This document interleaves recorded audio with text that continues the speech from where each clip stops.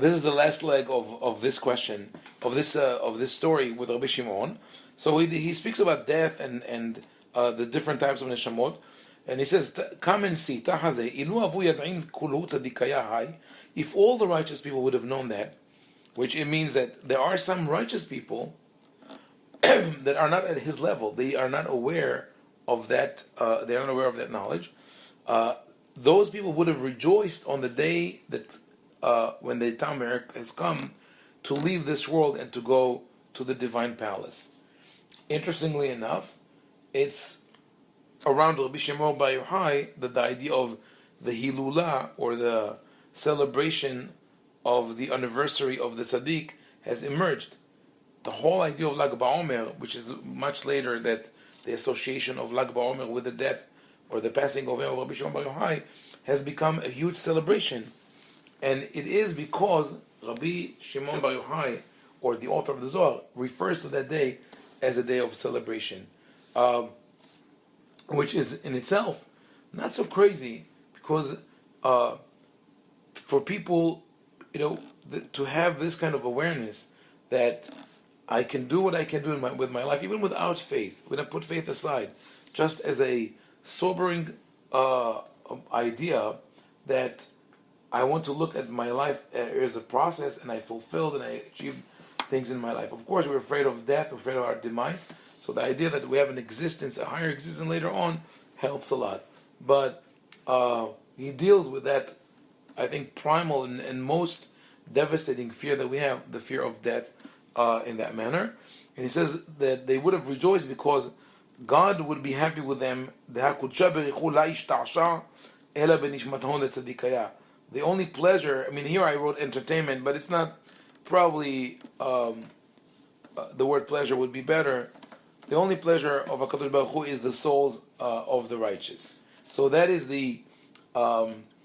that is interesting to say that God has a certain joy or a certain pleasure, but that is described in the sense of it's as if from that world of Atzilut, that unknown world, tentacles or spies or messengers are sent into the world, and then they come back and they bring information with them, and that is a pleasure.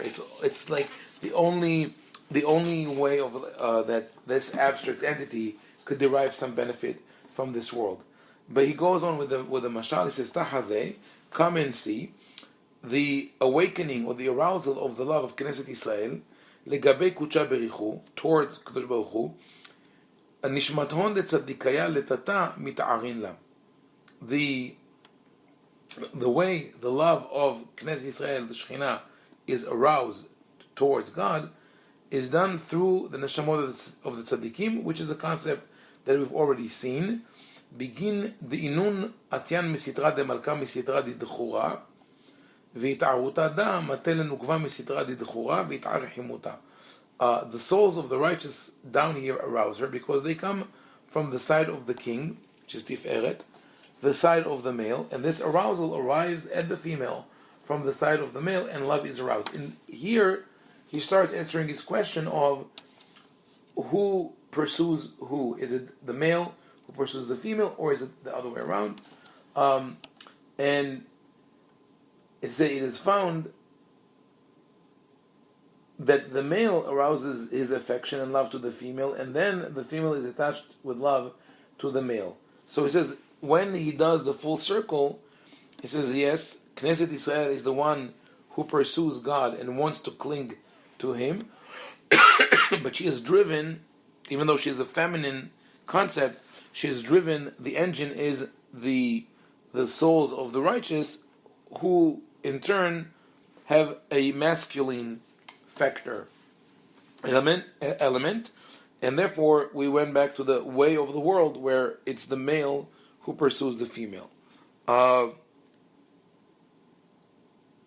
Says Kihai Gavna Tiyuvta de Nukva lemishde mayin tatain lakavel mayin ilain lav ihu ela benishmaton letzadikaya.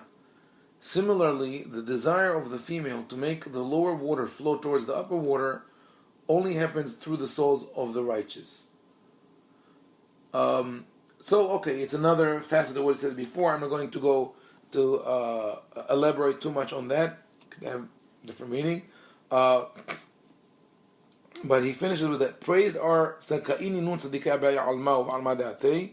praised are praiseworthy are the righteous in this world and in the world to come.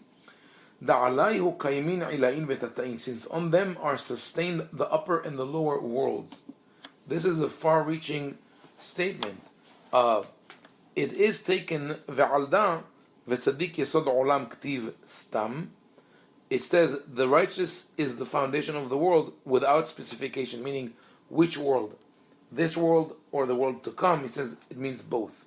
A far-reaching statement because it says that the world is sustained or exists because of the righteous person.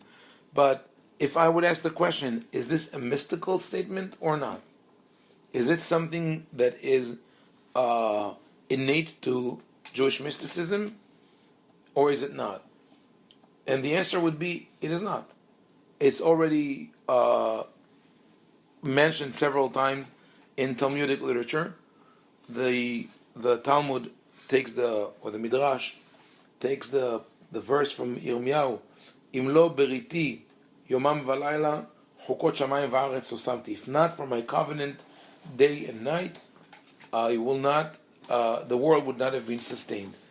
So, the original context of the verse in Yirmiyahu is that God made a covenant with the world to maintain the world, but the rabbis saw it as speaking of the Torah, which is the covenant of God with the Jewish people.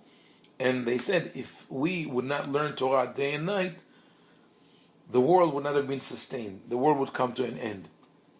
The rabbis also say that the world is only sustained by the haval pihem shel tinokot shel bet rabam, the vapor or the warmth that comes out of the mouths of the children who study Torah.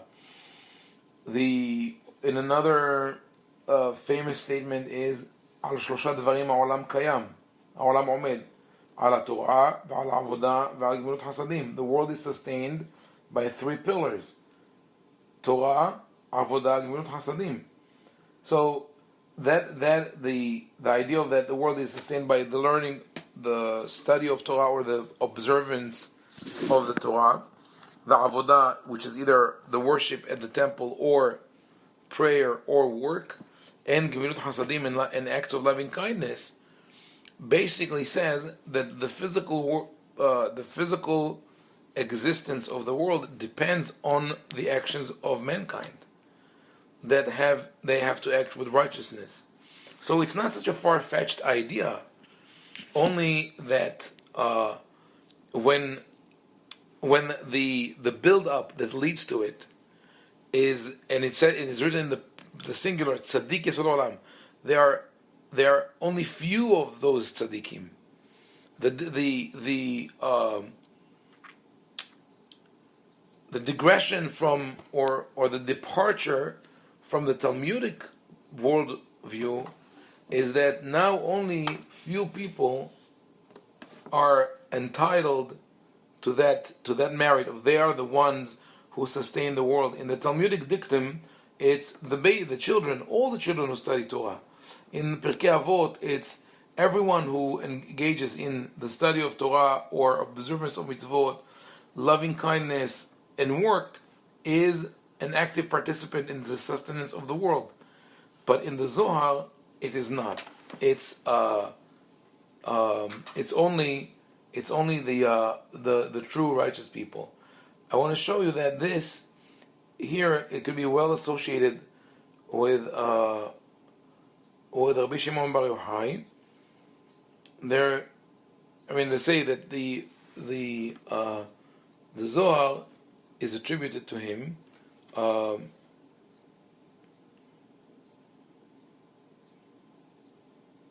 want to show you the text here.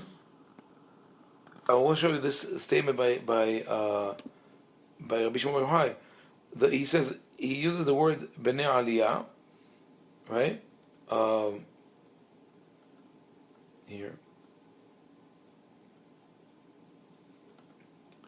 And remember that I mentioned the concept of Emil Durkheim, who speaks of homo duplex, right? The double, the man with two floors. He says all humans are structured in a way that they have two floors: the everyday person and the attic. I mean that we live on the first floor. We don't know that we have a second floor or the attic, to which we climb only when we have a spiritual, ecstatic experience. And he says when we go there, we can't stay there for long. When we come back and we know that we didn't know that we have we have this aspect or this element in our personality. So it's interesting that he uses this term homo duplex, like the floor, the ground level and the attic. And Rabbi Shimon Bar Yochai speaks of Bnei Aliyah, the people of the second floor.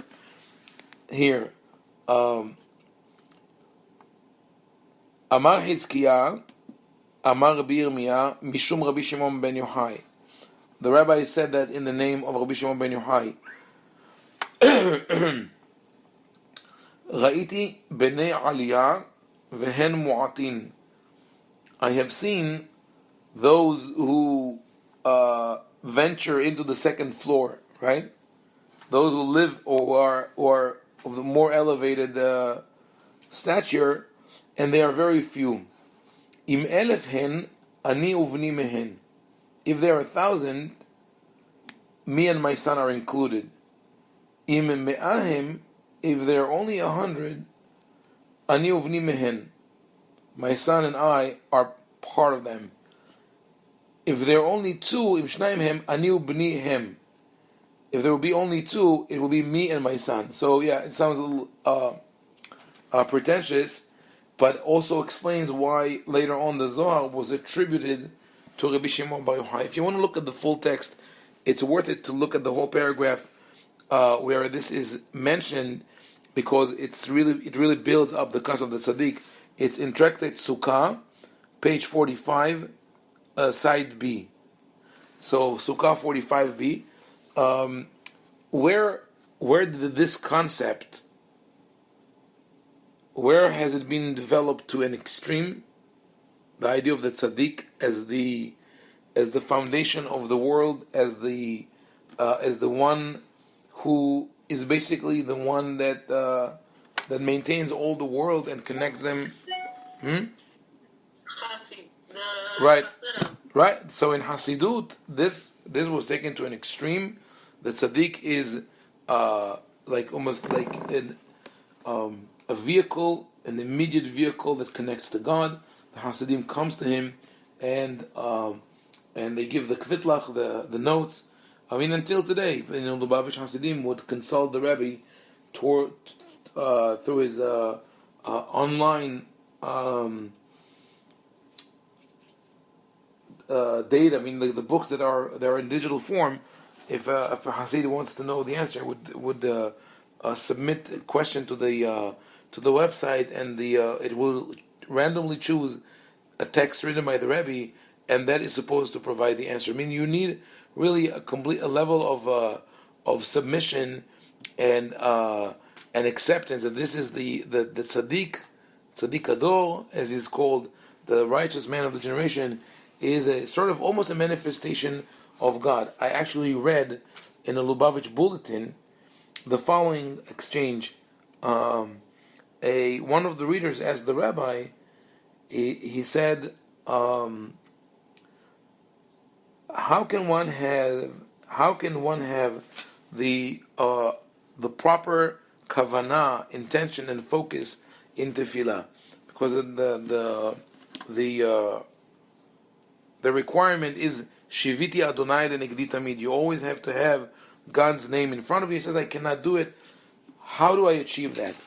The answer of the rabbi was, he says, "You know how the Rebbe looks like.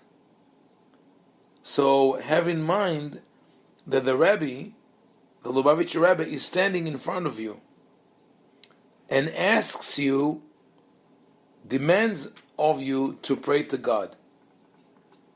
And I mean, this is after the Rebbe passed away, and I'm not sure that the Rebbe himself would have agreed to that. But in one corner of my mind is like, the alarm bell saying, here's the golden calf. Here's like, this is how the philosophers understood the sin of the golden calf when they tried to say, oh, the Israelites were not pagans, they worshipped God, but they needed a medium through which to worship God. And here we have that, where the rabbi says, imagine that the rabbi is standing in front of you. Here's the visual image, or almost the representation of God to you. So this is taking that to an extreme. So yes, okay. So following that, Rabbi Shimon said, "Veraza dechola." Sorry. In parentheses, we'll say, because we said that the idea of the Tzaddik Yesod Olam, that the Tzaddik is really, in a way, a manifestation of a divine force on earth, and it was taken to an extreme in Hasidut. In the historical timeline, there is the Shabtai Tzvi phenomenon. The whole story happens between the rise of the Zohar and the Kabbalistic center in Tzfat, and the rise of Hasidut in Eastern Europe. And because of that, when the Hasidut was introduced, it faced fierce opposition. And we have to understand, it didn't start with the Zohar. I mean, with one of the first, in the first generation of Hasidut, you had Rabbi Shneur Zalman of Liadi, the founder of the Chabad movement, that they wrote the book Tanya, which is a commentary on the Zohar. His fiercest opponent was the Gaon of Vilna, who himself also was a master of mysticism. He studied mysticism, and the circle around him studied that. The very close disciple of the Gaon of Vilna, Reb Haim of Volozhin, wrote a book called Nefesh HaHaim, which was about Kabbalah. But the fear of the mitnagdim, or the opponents to the Hasidim, was that they are going to take this esoteric knowledge and use it in a negative way. But that was only part of the story. That was following what happened with Shabtai Tzvi. That Shabtai Tzvi used part of the Kabbalistic teaching. It was not all about Kabbalah. It's easy to blame Shabtai Tzvi all on Kabbalah. It's not all there. Just as you asked yesterday, well, what happened with the people who studied Kabbalah, and said many of them have left to different directions. Some became philosophers, some became heretics, some became like Shabtai Tzvi, false leaders. With Shabtai Tzvi, it was a combination of first, his personality, second, the presence of his agent Natan of Gaza, Natan Azati, who knew how to use the charisma of Shabtai Tzvi. It also came at the heels of the crisis of the Spanish expulsion. The people were desperate. They were waiting for some kind of a messianic light to shine. We're just ready for that. And by the same token, when you switch views and you go to the world of Hasidut, the rise of Hasidut did not come from the Kabbalah. It was not on the background of Kabbalah. Kabbalah was only a tool that was used later on to build some theories. I mean, first the Kabbalistic knowledge was taken into to use for sermons and so on, and it was more direct. It was more emotional. I mean, you can just imagine. If you ever heard a Litvak interpretation of the pasuk, which is very logical, very cerebral, and then you would hear, let's say, an interpretation of the pasuk on Shir HaShirim that speaks of love and emotion and the man courting the woman, and how, I mean, this is beautiful, and it talks to people, so they use it. But the original impetus for the rise of Kabbalah was the stratification of the Jewish people of the Jewish society in Eastern Europe, where there was a sense of arrogance among those who studied Torah. In a funny way, they saw themselves as the righteous who are the foundation of the world, and therefore those who were not learned enough, were considered Amei Aratzot, were ostracized or marginalized. It came to the point where if you entered a shtetl in Eastern Europe, you will find synagogues that were named after the level of learning of their members. So they had Hevre Shas, Hevre Mishnayot, Hevre Teilim, meaning this is the synagogue where people study Talmud. This is the synagogue where people study Mishnah, and this is where they only can read Tehillim.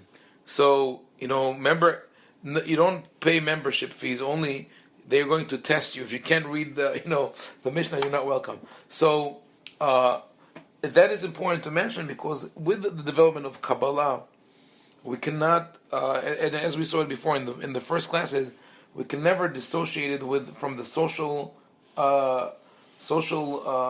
processes that are taking place, political, geopolitical events like the exile, the rise of different religions, different opinions, the emancipation in Europe later on. Each one of them contributed its share to the development of new ideas. And when people search for new ideas, they either create new ones or they take existing material, and as much as it allows them to use it with flexibility, they will use it. And the Zohar did, Kabbalah was that kind of literature that is really, one could say, flexible in the sense you could invest it with different meanings. So you could take it in different ways. I mentioned that Shabbatai Tzvi, his justification was that he's the Tzaddik who fixes the world, but in order to do that, he has to get down to the lowest levels of creation to bring out the sparks that have drowned there. Okay, so let's go back to this text and the conclusion of that story. So Rabbi Shimon Bar Yochai was able to bring the story back to the original question, but he also ties it to the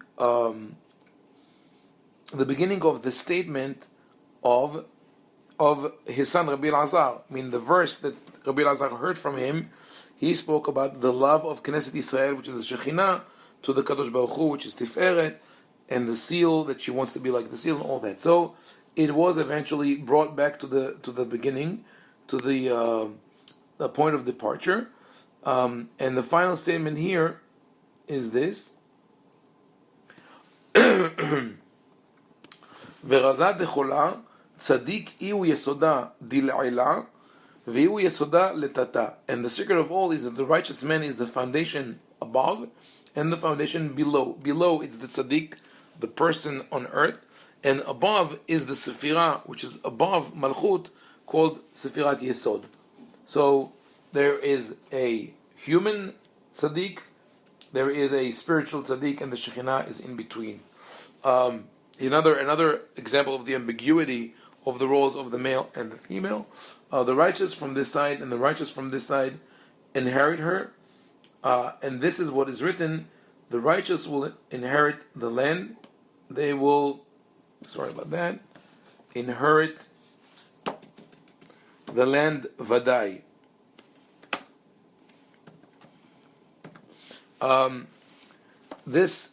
He says this,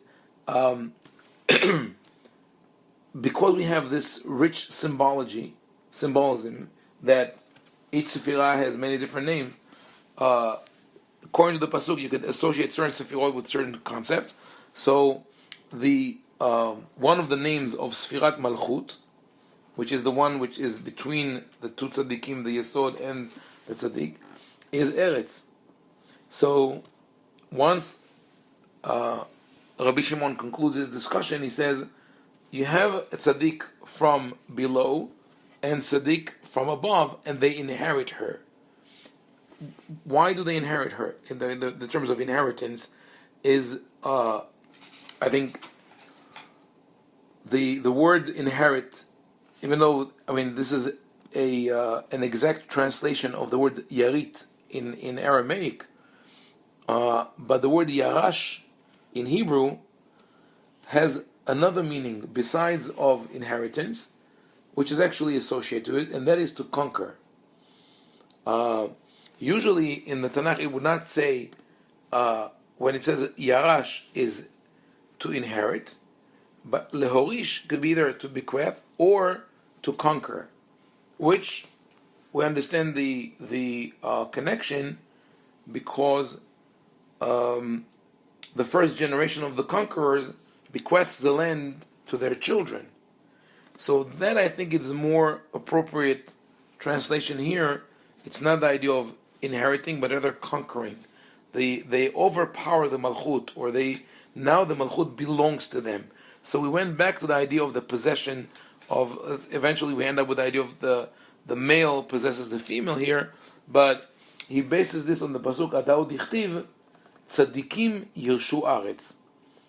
The righteous will inherit the land. So note that we have tzaddikim in the plural, so perfect for the explanation that there is one below and one above, and they will inherit or will conquer the land.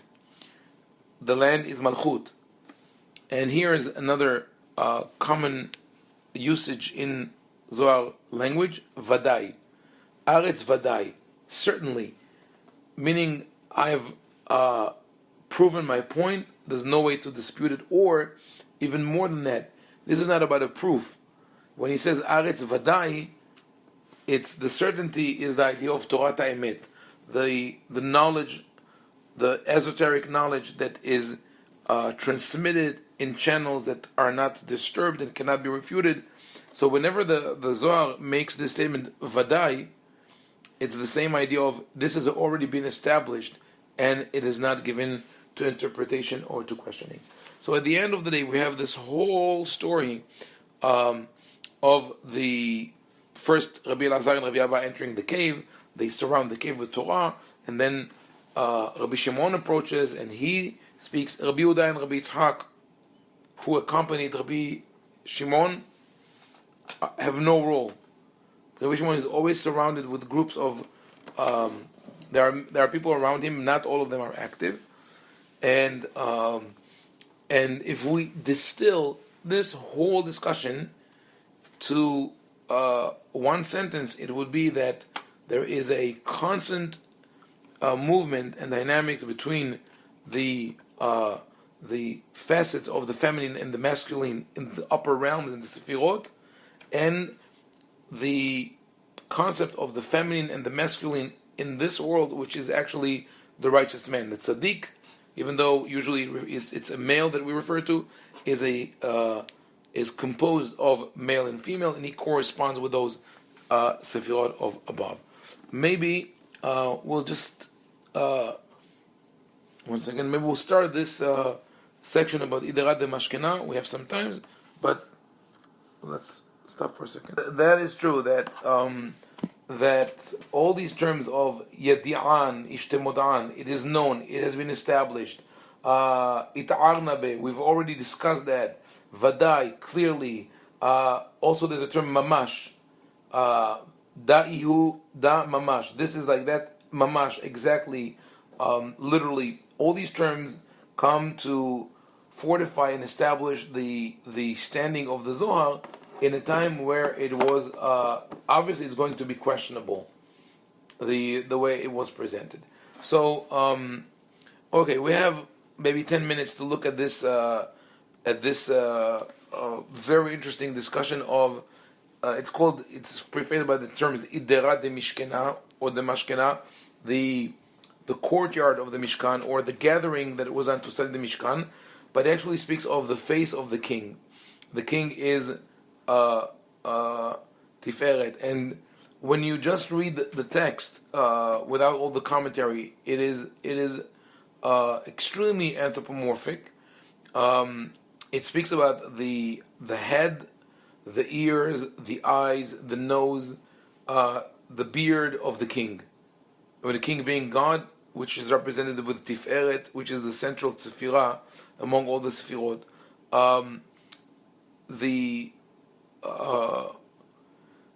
it says, Tanya berazad razin, we have taught in the secret of secrets.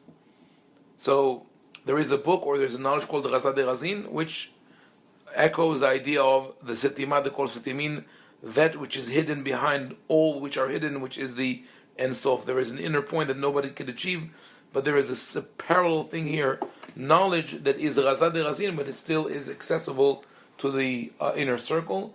Reshat de Malka, the head of the king, and explain here, the head is Chokhmah and Bina, the two upper Sfirot, which are, they're called Arich Anpin, the long or the great face, and they are above the lower Sefirot, which are Ze'er Anpin, or the small face. Together, all of them are the structure of Atzilut, and in the center is Tiferet, which is called king. So Reisha, the head is above, but the king, the essence of the king is in the middle. Chokhmah and Bina are established when Hesed and Gevurah emanate from them. So Chokhmah and Bina are sort of abstract Sefirot, and they only come into being or into knowledge when the lower Sefirot emanate from them. But here the imagery is this: Behai Resha, Talyan Sa'arei, Nimin al Nimin, the Inun Kol Meshichuta de Mitahadan Be'or'ilai Vetata'ei. From that head come down hairs. They are suspended in like long hair, or in other places called silsulim, like curls that come down, and they are the basis for the whole world. The whole world clings to them. This sounds almost like science fiction. So from the head of the king was established with mercy and rigor. Din is rigor, mercy, hesed. From that hairs are suspended, threads upon threads. They are all the flow in which the lowers and the meaning of the lower worlds and the upper worlds are attached. And we already spoke about that, the concept of the hairs of the beard or the head as vehicles, as channels that through them the divine abundance flow. But here is the interesting, very I would say almost like the literature of Yodei Merkava. Remember that what we saw in the Merkava literature was the sense of urgency, right? Or dynamic movement. Just like in Yehezkel, that is the original text of Merkava, there's a sense of movement, rapid movement, and commotion and noise, and the same thing in Merkava. Here also, the subject or the message of what the author wants to say here is that there are different powers in the world which kullehon ikirun sa'arei de malka. They are all called the hairs of the king, and in the sense of being an abundance or a certain energy that flows from the king. But the way it is described, what are those powers? I'll read it first in the Aramaic. Marei de marin, marei dikshot, marei de mitkela, marei de ivava, marei de ilala, marei de dina, marei de rachame, ta'amei de oraita, razei oraita, dachyan misavan, kulehon ikrun sharei de malka.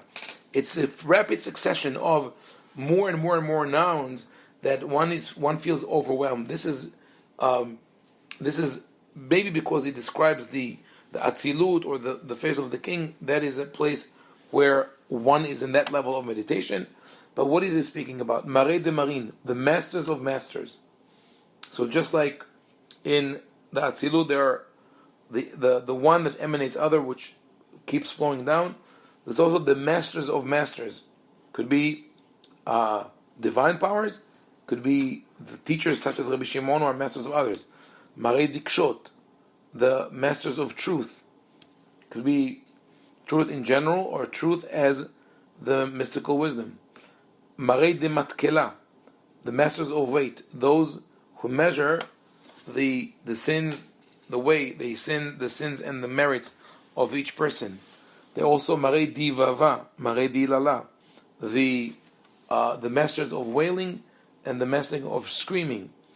And this might have been derived from the terms that the Talmud uses to describe the voices of the shofar, the ziyavava, the ziyalala, which we called terroir and shvarim, marei de dina, marei de rachameh, the masters of justice, the masters of mercy, ta'amei oraita, even I translate deliberately the flavors of oraita, but the word ta'am in rabbinic literature means the reasoning, the explanation, but it's also the ones that gives flavor. So even the hidden meaning of the Torah and the secrets of the Torah, and here surprisingly, dachian misa'avan, whether they are pure or impure, meaning they are from the hair, the powers that come down, there could be even negative powers, but they are all called the hair of the king, and obviously, as we mentioned before, this is very, very graphic and vivid anthropomorphism. It goes further with the rest of this text when it speaks about the eyes and the nose, etc. But I think we got the idea of that. We will stop here. Maybe we'll continue with this text tomorrow after we have the class discussion, if we have time. If not, then we could study it in our free time, sort of like bedtime reading.